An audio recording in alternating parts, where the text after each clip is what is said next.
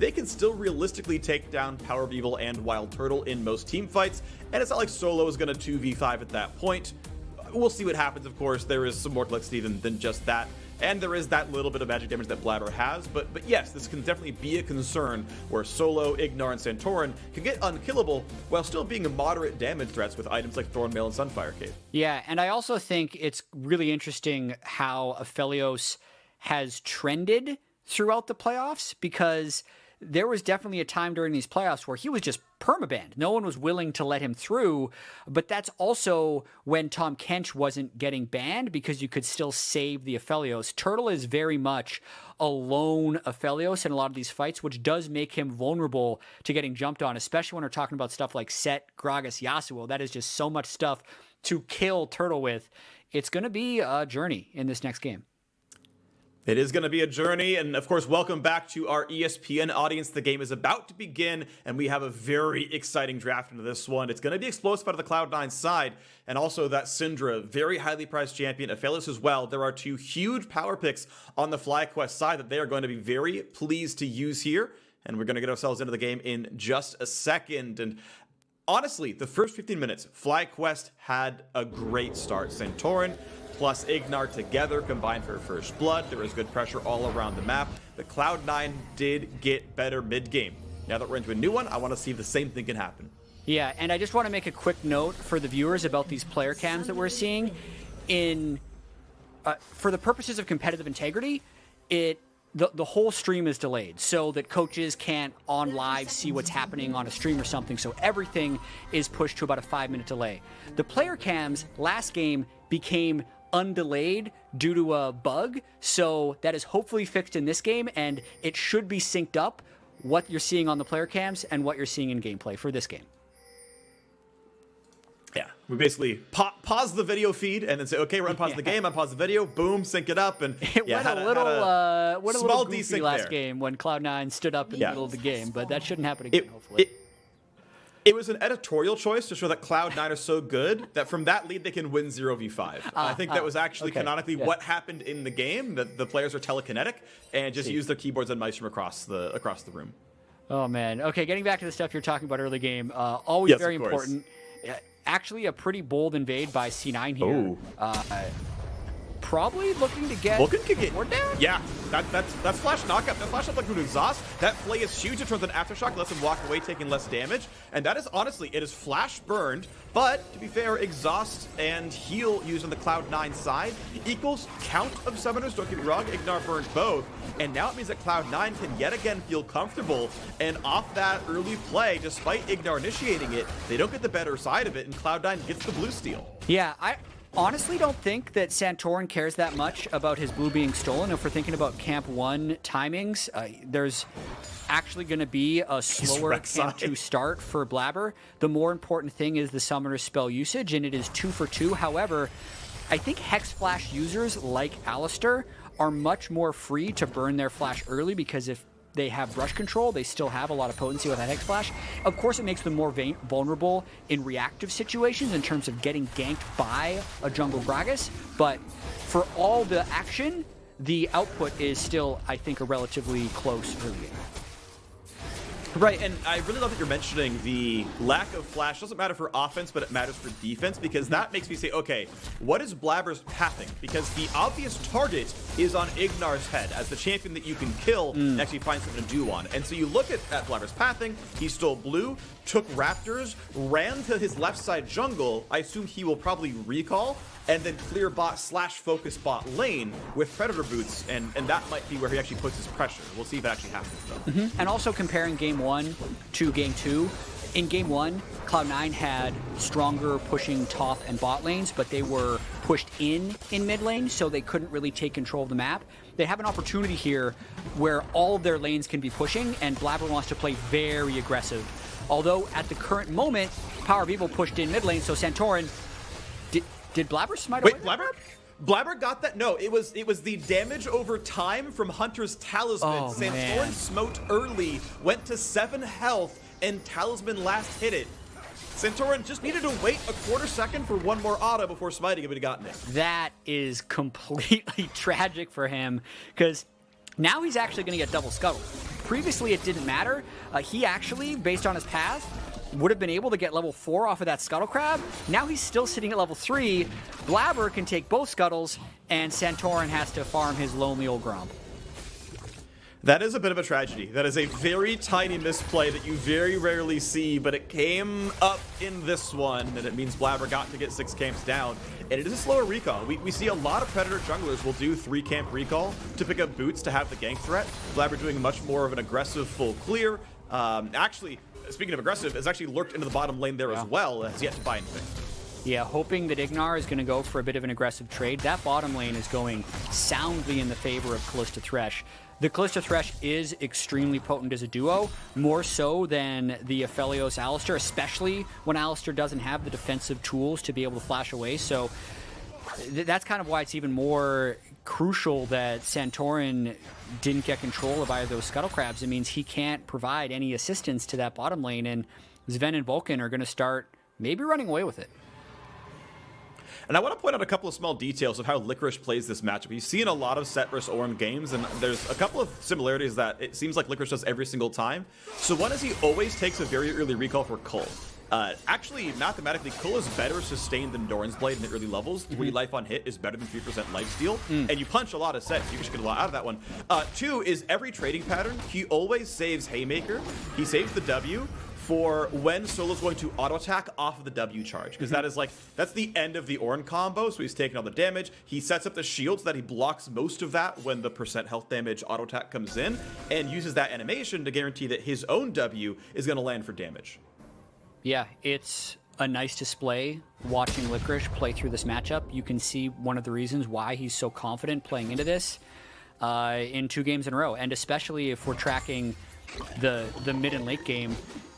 The bigger thing about Set in those team fights is where he can land his ultimate. There was a moment at the end of game 1 where Licorice basically took 60% of PoE's health because he ulted Solo's Ornn back into PoE's Azir. So that's the top lane, and then down bottom lane, the things are in complete control for C9, using that bot lane pressure to pick up the first Drake. Good game well played from Vulcan, throws up the candy heart, and that is first Drake, yeah, very early on as well. I'm always impressed if a team can get themselves together for about a 6-minute Drake. I think that's the mark of a lot of bot lane control, and speaking of which, 20 CS lead for Sven and Vulcan. I'm not surprised you can play the champion. This has been in the meta for a long time, and so has Sven as a player, but first time of the year and is absolutely slaughtering bot lane with it. So I'm not sure could be Ignar not having flash. It's play. Yes, Vulcan over the wall, finds the double play. Turtle forces a flash out, and now it's Ignar walking back as well. Has summoners back, can burn them if needed. End of the day, it's still a flash down for Wild Turtle. Yeah, flash down for Turtle, exhaust down for Vulcan. It doesn't mean they won't be targets down the stretch. I think, as we've mentioned, Wild Turtle is going to have a target on his back pretty much this entire game. FlyQuest, even though the gold is even, is way more on the back foot right now than they were during the early game of game 1. Yeah, this is a pretty good start, all things considered, at least relatively for Cloud9. This is going to feel pretty solid. The farm's still going through. We'll give credit to Solo, who has kind of flipped the matchup here, but he's actually up substantially on that side of the map on the Ornn. Yeah. Mid lane a lot closer than last time around. And as before, Sven feeling really comfortable in this bottom lane. Yeah, totally good call out for Solo in terms of the player who didn't have an LCS team during the offseason, subbed in towards the latter half of the split time with the other top laner before becoming basically the full-time starter after FlyQuest was knocked down into the loser's bracket. So it's been quite a ride for Solo, and he is still performing at a very high level against Licorice. Definitely is. Goes ahead and takes some honey fruit, catches back up in health and mana. Gotta say, it feels so satisfying getting to walk down to lane, shoving the wave, then fully refilling your health and mana once you're like 6 minutes into those things spawn. You feel like you have so much control.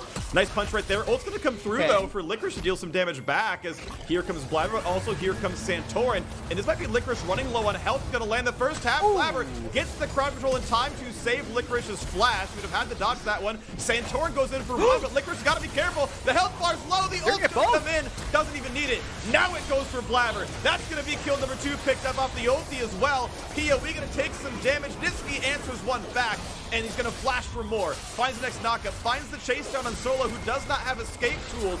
Will they have the damage with play? Yes, they will. Nisqy finds a double. The mid lane roam turns back to fight. Such a close fight right there where it looked like FlyQuest was going to be able to turn it, but Vulcan roams first. The fact that Thresh was there to equalize the numbers advantage is why that was able to go 2 for 2, because yeah, as we mentioned, Solo had been doing work in this lane, and Blabber's trying to come and save this one, but look at how much damage Licorice takes. The fact that Blabber gets that body slam in that timing saves Licorice's life the first time, or at the very least his flash.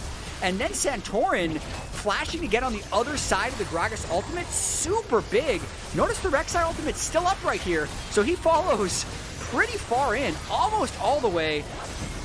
And then, because Vulcan is here, is why Nisqy has the crowd control to be able to follow up on this kill for Solo. A big play, really, by FlyQuest, but the unlucky thing is it ends up giving 2 kills over to Nisqy's Yasuo, which I think will be huge moving forward. It is going to be a big deal. He's obviously off to the races now, item-wise. I will point out that Power Beevil does have some more defensive tools. Nice flash swallow, but Sven is already fairly safe back there. Ignar's flash really accomplishes nothing. Yeah. Sad to say. And now Wild Turtle, slowed, still flashless. Not a chance to get away. Burns the heal, but he's still not going to live through it. And Ignar, when his play back up, can they pull him in? There's the Yasuo ult. There's a ton of damage, and we're just taking double kill for double kill for double kill. Zen on the board for 2. Ignar looks a little tilted. It looked nice as a flash follow, but that play was never going to work, and it turns to disaster. Now they're going for more. Blabber's here for the counter gank. 2v1 top side, make it 2v2 already. Blabber knocks back Santorin. The turret shunts the health bar, and like I said, double kill into double kill into double kill. Cloud9 take turns padding the stats. Yeah, triple-double coming in for C9 this early on. Oh, man. That's a huge tilter for FlyQuest, and that's the type of things that Cloud9 is capable of doing. What actually started as a good play for FlyQuest, if we think all the way back to the first top lane fight where Solo and Santorin were outplaying Licorice and Blabber 2v2, that was the only good thing that happened for FlyQuest in that entire sequence. The rest of the turnaround, the fact that Sven and Vulcan have had total control of this bottom lane, and FlyQuest got desperate to try and turn it back, that failed. And then when that failed, FlyQuest said, all right, we need to make something happen top lane, and oh boy, Ignar doesn't make it over the wall. He's flashless. There's the flay. Goodbye. Whose turn? It's Sven. Does he find a second? No, but it's still 7 kills on the board. Drake picked up whenever they want it, but for now, let's shove in the bottom lane. So this is going very well for Cloud9. They pop this Rift Herald. They're going to be able to get Solo first turret gold to Sven while they're taking Infernal 2. And they have a 2-0 mid laner who is equal CS to a Syndra, which has been banned against FlyQuest an absurd amount. So this freak is what Cloud9 was doing to the LCS all year. This is their record-setting early game, and this is why they're on pace to be the highest win percentage team in all of LCS history. They're on pace for it. This is looking incredible in this game too right now. The Herald Charge comes in just for extra measure to bot lane tier 2. That'll fall, and we'll have the wave caught up by Wild Turtle.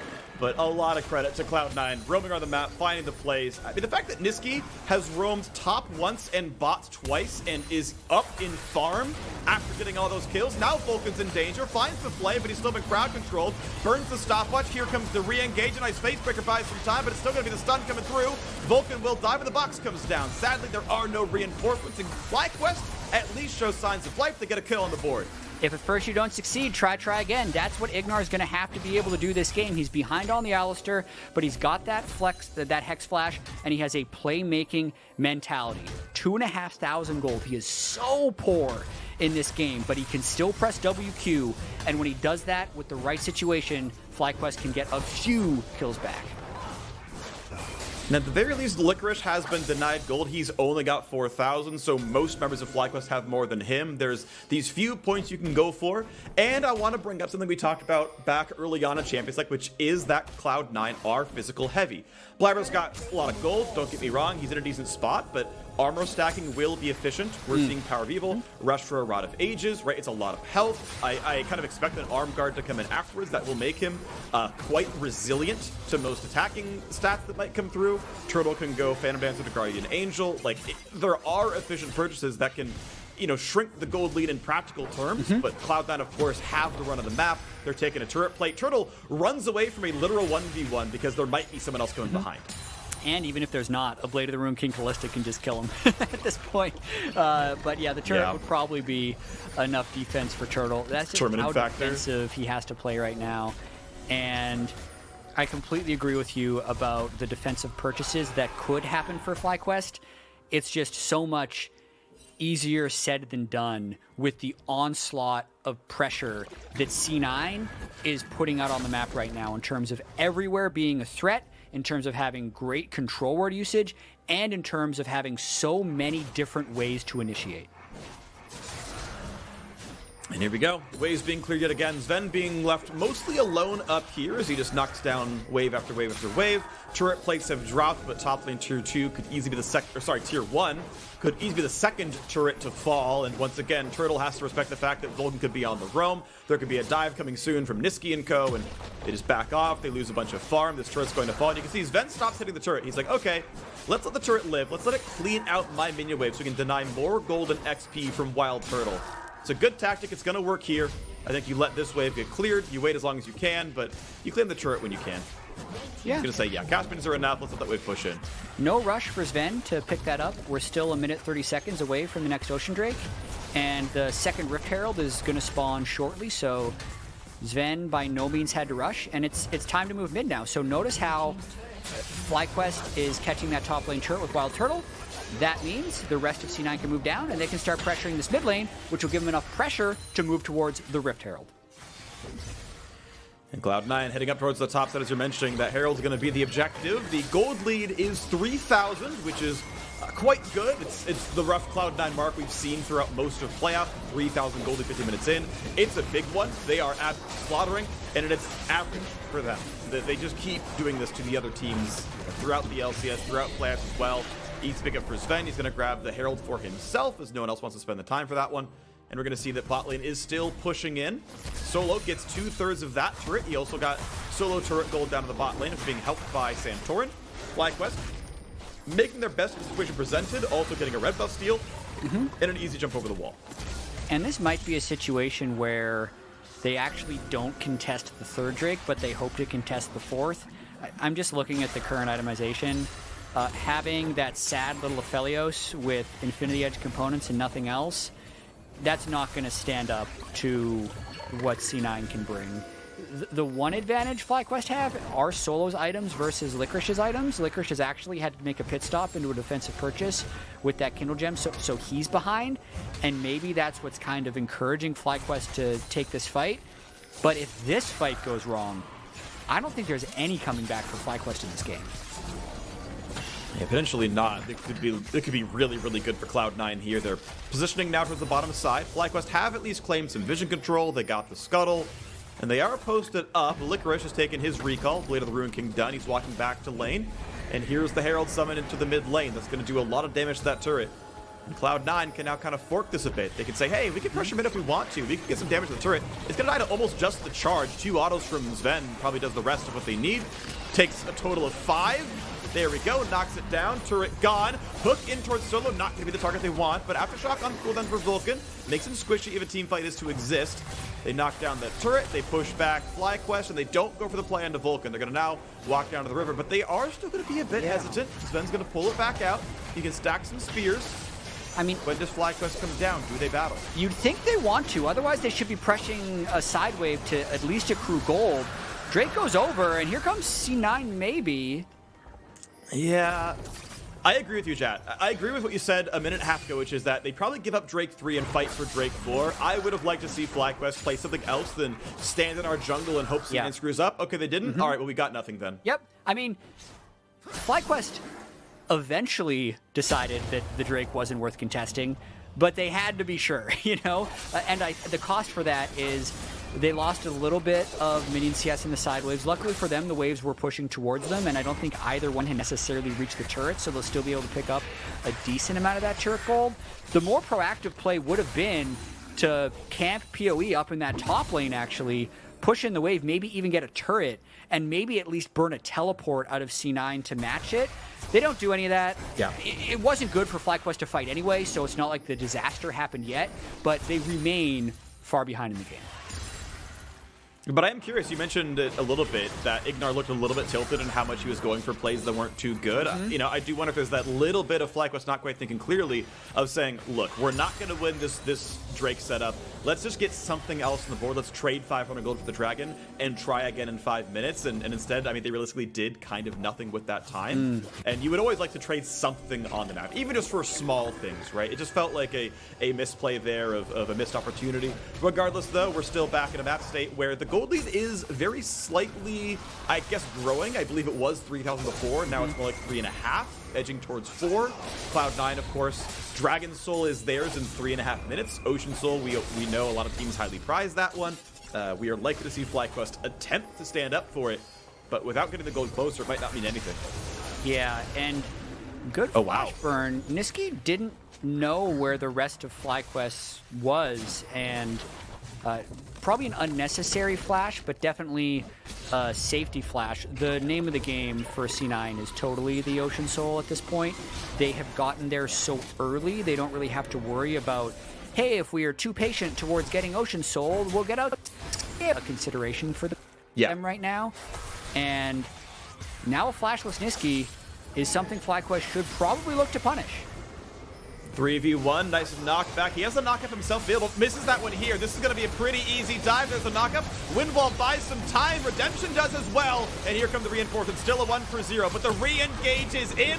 Power of Evil is gone, and Ignar is likely to be next. Vulcan flashes for the play. Centaur's going to fall. 2 kills picked up. That's the 4th player to do so in this game. Give him the triple. Licorice shows up in a big way in this fight. It's a 3-1 battle for Cloud9, and they're right in front of Baron. Oh man, this is just such a slaughter by C9 into FlyQuest. We mentioned how FlyQuest was looking a little bit hesitant for plays. That's why. That's why they were hesitant for those plays, because if you try and do something against this Cloud9 team, they're able to turn it around. Niski bought the perfect amount of time with his wind wall, and the rest of C9 could just collapse down onto it. 21-minute Baron, 5,500 gold lead, full control for C9. And Blabber walks in for a slow Wild Turtle. What? He's gonna catch himself a stopwatch.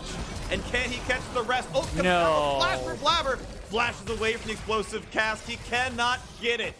Wild Turtle, Not 501 LCS games played. Unfortunately, not able to knock down Blabber. Has to walk away out of the opposing jungle after the red steel gets nothing to show for it. Even when C9 make mistakes, right now they're not suffering the consequences. So, great redemption. Heals Niski just long enough. Notice how Licorice's teleport is able to complete, and then closes the distance, still has flash if he needs it, knows that someone else can finish off Ignar. Turns out he is someone else because he's just going to wait a little bit and finish him off with the WE. Getting that triple kill on set has got to feel good because he was the one person on C9 who was a little bit behind this game. Since at the very start of that double kill chain we saw from C9, it was actually Licorice getting killed. That doesn't matter anymore. It's in the past. We got an Infinity Edge onto Niski. We got Blade of the Ruin King and Black Cleaver onto Licorice. We got a Baron buff. And also, in case they wanted it, the Ocean Soul spawning in 22 seconds. Well, climactic team fight probably about to begin with this Drake coming up. It probably signals game over if Cloud9 are able to claim it here. Baron buff, of course, on. Furthers the lead they've already gotten this game, which is 5,500. Extra regen and combat going to mean a lot, especially when your opponents have low damage output overall. Vulcan tries for the hook. He's going to find a play. Knocked up, though. Solo wants to take the fight. There's the dunk in for Licorice. Gets some damage, but not a whole lot else. That's a big hit. And Turtle's already gone at 3-for-0 instantly. Cloud9 throwing it right back around. There is no chance for FlyQuest to win this fight. You're seeing some smiles in the FlyQuest faces. They know how much better Cloud9 have been in this series. 14-4 in kills, pushing down the mid lane. I mean, for a second, Freak, I thought maybe they would have denied the Ocean Soul by having the game in. But it looks like C9 is deciding to just have Licorice go down, solo the Ocean Soul. They're taking the full roundabout of turrets in this one because the death timers are so short, C9 can't actually end the game. But this gold graph is so up and to the right in terms of control of this game, but also control of this series. Game 1 was close in that 39-minute back-and-forth brawl we saw. This game is not. And I just wonder what FlyQuest can even do mentally to recover, because it's still not over. The pain is going to continue. Yeah, it is. You can see the attempt. It looks pretty nice, but Solo is so... he engages, but Licorice is so tanky, and it's bad. I mean, it was nice that Solo actually W'd the set ultimate, so he didn't fly himself into the team. But Licorice still got there, right? He was still able to make the initiation, and then everyone else on C9 was able to follow up beautifully. More and more gold in everyone's pockets. I believe it was Facebreaker setting up the Yasuo ulti. So, I mean, the first 3 picks were all big AoE knockups. Obviously, Thresh is number 4. Kalista is arguably number 5 with the ulti. We've talked about this before, especially when Yasuo was first becoming meta years and years and years ago, is what's your knockup synergy? For Cloud9, it's literally everyone. This is a Yasuo comp. Yeah. We used to Yasuo comp. Use 5-1. Yeah, we used to even do that. We're like, oh yeah, this is a Yasuo comp. In recent times, it's been like, oh yeah, you just need one. But it helps to have literally everyone on the team have a knockup that Yasuo can combo off of. I think everyone but Sven has done the setup so far. In the very first roam topside, it was a long-range Vulcan hook, and then a couple of plays made it good. Then he roamed bot lane. It was like a double play for Vulcan. Then set that one up. That fight, I believe, was a face picker from Licorice to do it. And I'm confident we've seen Blabber land an explosive cap to set one up as well. So at least in not this game, something else. And now here's another play. There's the play towards Ignar. Of course, with the ulti on, he's not an easy target. There's the cast. They're not going to follow through. They could not get him far enough back to chase it down. But the health bars are low, and Cloud9 are regenning. Yeah, at this point, C9 doesn't need to take a risky fight. They can rely on the sure thing. Burning the Alistar ultimate is useful in terms of getting more overall gold on the map. Niski gets a little bit cheeky with the Santorin fight over on the side, but for the most part, I'm just kind of expecting C9 to prep these waves as much as possible so that if FlyQuest try and move somewhere, that C9 can counter somewhere else. Blabber, probably fine. It's a knockup. It's a bunch of damage. Blabber's getting a bit low. His ulti's still down, but he's able to run away. And yep, regens through. Ocean Drake adds about 150 health, and not going to make the difference. Just simply walks out. Look at Sven in this game. If they win this one, he will be one game away from being the first player to win an LCS and either an EU LCS or LEC championship, depending on how much you care about the name of the league there. But it's something that he was so close to doing in the spring split of last year as a member of TSM before they got reverse swept. So still lots of league to be played, but things are looking pretty good right now for C9. Flash knockup, decent damage, stopwatch burn, 4v1, but is it really? The reinforcements come in, and Niski puts up the win wall, but cannot survive. That's kills picked up now, but here comes the reaction. Sven is now dominating. Tower of Evil doesn't have a lot of places to go. The G2 swag comes in for Sven for good measure and finds himself a double kill. That's one of his championship teams, his only championship team before. There's a triple to add to it, adds the Misfits logo for good measure, goes back to G2. Sven has done his emote prep for this game.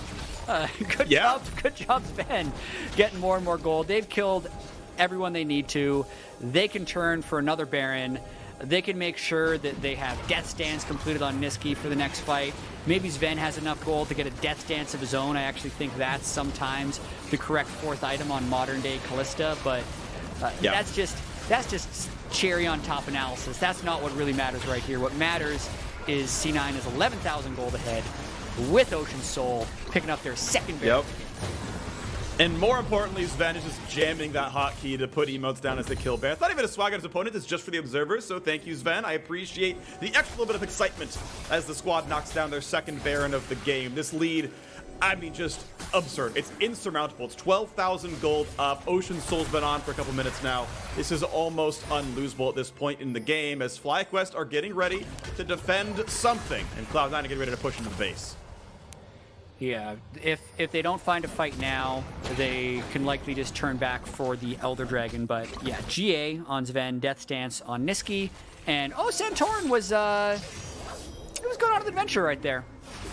Seems like he's fine. He blue spied and walked away, but Solo is going to be in a little bit of danger. That dunk does a bunch of damage. Turtle flashes out to safety, but Solo's at half already. Look at the cast. It nearly kills him already, and it's actually a kill picked up. Hey, well done to FlyQuest to get one on the board. A knock up onto Licorice, but Solo cannot get away. The flash does nothing. That's the 4th kill in a row now for Licorice up in that top lane. Yeah, a little surprising. Blabber died with his Zhonya's Hourglass still available. Looked like a bit of a CC lock. He was hoping to get the heal from Redemption and died just beforehand. Still, though, there ain't stopping Sven at this point. 906 Kalista with Baron buff, and C9 looking to open up 2, maybe 3 inhibitors. And looking to close the game out in about 30 minutes here as the middle inhibitor turret's going to drop. The bot inhibitor itself is already gone, and there's no defense for mid lane. Now, we'll point out that the respawn slightly favor FlyQuest, and that Blabber is on the wrong side of the map when you respawn, so FlyQuest get reinforcements first, and it means, as Blitzcrank thinks a little bit about this game, Cloud9 are going to take a quick reset, and no, Elder Dragon's up in just 10 seconds. Yeah, I mean, Freak, Cloud9 wants to make the most of this spring split. Like, think of all the time they've put into practice this split. Why try to end the game early? Let's enjoy this 13,000 gold lead that they have. This will probably be the final fight as Blabber moves in. He has ult, Niski has ult.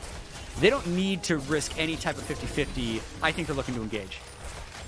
Santorin jumps the wall. Cloud9 stay grouped up. They get rid of most of the wards. There is the darkness. There is now FlyQuest not knowing what's going on this side of the map. There's the hook into the front line. There's the box. They play back Solo. And here comes the engage yet again. Stopwatch gets burned on a Blabber. Nitski's already in the back line. Fights Santorin, who jumps away and stays alive. But Blabber finds out the first kill. The second one goes over to his top laner. And that wind wall was perfect. It blocks everything from PoE. A double kill for the jungler. Double kill for the top laner. There's the kills coming through fast and furious. The Bud Light Ace for Cloud9. They will not go for the Dragon. They will go for the Nexus. A 30-minute win is almost slow for their taste, but it was dominant the whole way through. Cloud9 gonna have a 2-0 lead in the finals, on their way to be the best team to ever defeat North America. This is a slaughter as the Nexus falls. Niski proves he is not a KDA player, flying into the Nexus right at the end as C9 make that final push.